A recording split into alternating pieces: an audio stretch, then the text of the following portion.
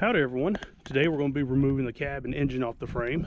Finally got my uncle's tractor over here on a lovely wet and drab day. Probably going to be making a mess doing it, but we'll see how it goes.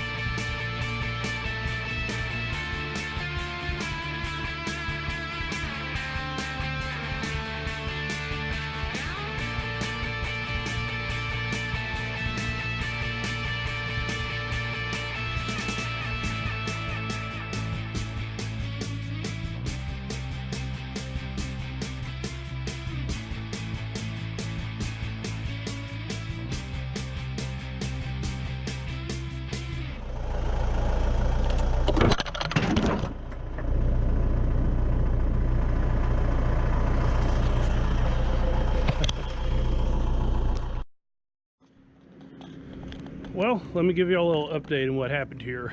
The engine fell and I decided to stop recording so I can focus on that. When it did fall, It bent the hell out of the tie rod. It was already bent before, but it made it even worse. The brake pedal lever got stuck in the manifold, so I had to pry that out. And whenever the engine went nose up, it poured at least 5 gallons of water out of it. So I knew it had some water in it, just didn't know it was that much. Then there was something else I noticed while looking down the frame. It is completely bent on both sides. So I don't know what I'm going to do to solve this. Either find a different frame or somehow straighten this out, or go a completely different direction and build one. It's just one thing after another with this truck. Well, a week has passed since we took the cab and engine off the frame. It's still sitting here and I haven't messed with it since. I heard that there's a local body shop that can do frame straightening, so I'll have to give them a call and see if they'll be able to straighten out this 60-year-old frame. While we're on the subject of frames, I ended up purchasing this from a good friend of mine. It's a 58 short bed half-ton frame, and he sold it to me for 75 bucks. So I had to jump on that offer. It was either sell it to me or take it to the scrapyard. Figured I could use it for a future project or turn around and sell it to make a little bit of money off of it. And before I get this frame straightened, there's something I need to do, and it's kind of stupid of me not to have done this already, but I need to get a title for this truck.